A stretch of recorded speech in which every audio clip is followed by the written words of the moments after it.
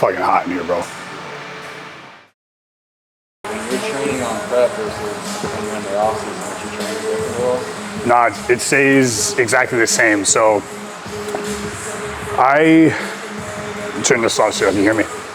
But no, it stays exactly the same. The only thing that changes is like the split. So instead of me doing my regular split, which would be 2 days on, 1 day off, 3 days on, 1 day off, I do 6 straight days, mainly just due to more intensity, more frequency, and the fact that I gotta do cardio. So 6 straight days, that way I can do all my cardio within the week. Yeah, like I'm not really a big like warm-up person in the sense that like I have a routine or that I have like bands and anything like that. I just basically stretch my body out and let it relax a little bit. If I feel any type of like soreness or stiffness, then maybe I'll go like roll or I'll go do an actual stretch with a band or something, but I'm really lean right now. So luckily for me, I can feel just about every single muscle in my body and I'm not sore. So we're just gonna go ahead and start with warm-up sets. I like to train in the sense that like warm-up sets, feeder sets, top sets. So basically, if I have 4 sets, really 2 of them are only technically working sets. The rest are just either warm-up set, feeder set to get me to my top set, and then my second set of a top set, I guess would technically be a back-off set. So basically it was really confusing, but what I mean is that I do 2 top sets. My second top set is really a back-off set, but it's still hard. It's not like a drastic change in the weight. It's just maybe 1 notch lower on the weight. That way I can feel the contraction a little bit more and have a little bit more control versus the top set. Those last couple reps are always like a tad bit harder to get in, so you might lose a little bit of contraction, but that's the reason why for the 2.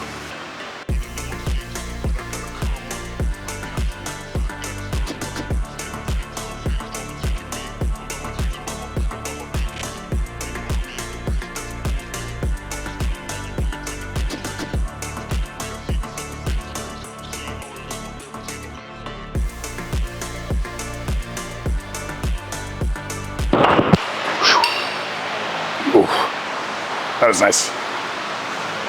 What are you trying to target mostly with that lift?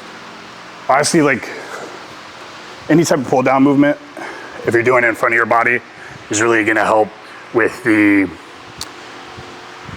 width of your back and allowing your lats to come off of your body from the front as much as driving the width of your back from the rear. Handles, honestly, personal preference. Now obviously I'm talking about like a wide grip handle. Now if you were to do like a V-bar or narrow grip mag bar or something like that, that's gonna target really mainly the front part of your lat when you're pulling through. But for this is just for more width because you can't really ever be too wide.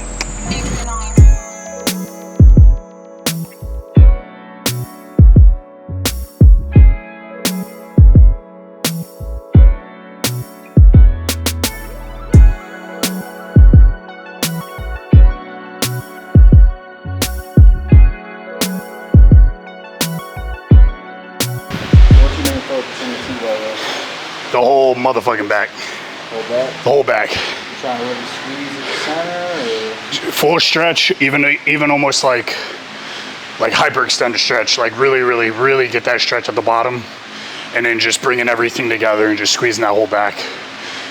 I mean, you could manipulate the machine to like, if I was to go lower down on the pad, if I'm just trying to hit like upper traps and rhomboid area. But for me, I raise it up. That way I feel the contraction a little bit lower in my lats and just try to really target the whole back. Whew. Because I always like to look at like the way I train, which is so slow and controlled, and the contraction and all of that, is it's like a big challenge to me. It's like, how much weight can I move and control from top to bottom? Like the whole range of the motion. So like, yeah, it can be boring sometimes. Like if you're like one of these people that's like slow motion training, like I don't do all of that, but it really, for me, it's just like a challenge on how much weight can I put on the bar or whatever it is that I'm doing and control it from beginning to end.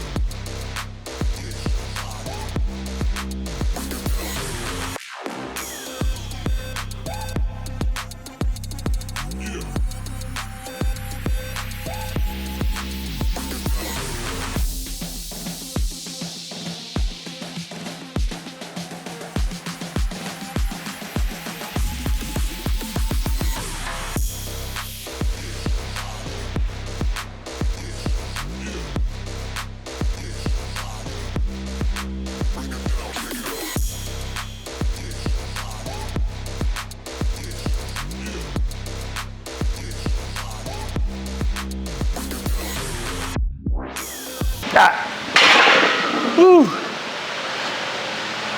One short, but it's all right. Clearly we're doing traps. So, I don't know, I always like to do it. Keep the bar as close to your body as you can. Sometimes you're gonna have to tuck your junk so you don't knock them on the way up, if you know what I mean. And then, as close as you can, I like to hold that contraction for about 2 count. I noticed traps are kind of like training your calves, where slow and controlled, big contraction, slow descend every single time. And for me, I really only do traps in a rack with a barbell.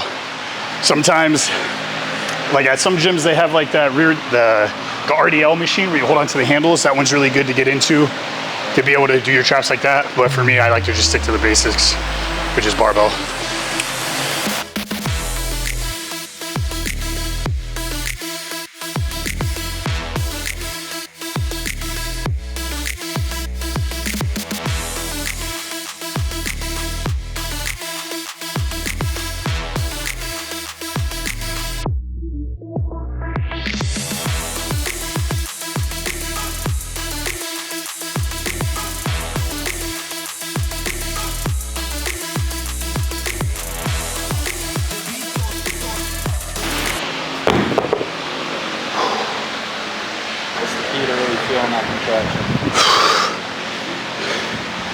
Honestly, just controlling the movement, making sure you get to the top. You guys understand what a contraction is and how to contract. Basically, whenever you guys throw up your double bicep, or any muscle for that matter, if you're trying to flex it, all you're doing, you get to the top, that's what you're doing. That's what the contraction is. So you guys who maybe don't completely understand that, you get to the top of the movement and you flex your biceps. Same thing with everything. So you'd be surprised how many people don't know that.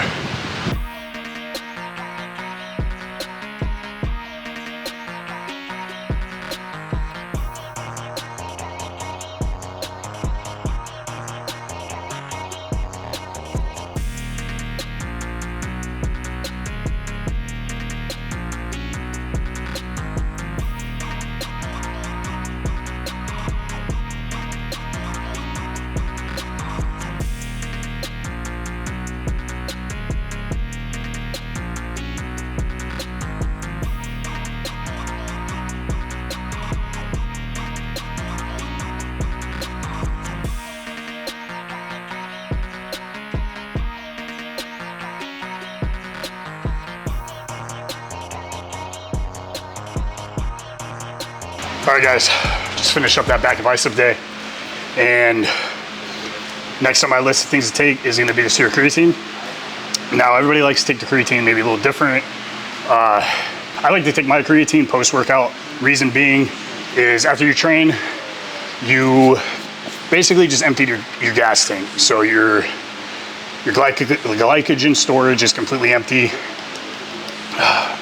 Your insulin levels are on the floor, and that basically means that your absorption is going to be heightened. And that goes across the board with not only supplements, but that goes with food as well. So for me, I like to take my creatine post-workout, usually with a protein shake, or usually first thing when I get home. 5 grams is all you need, 1 scoop. Don't believe the hype. Don't go after the loading phase and all of that, guys. 1 5-gram scoop is all you need. Creatine is the most science-based and proven supplement on the market, with actual data that shows its benefits. So guys, go ahead and grab you some. It's about to take mine.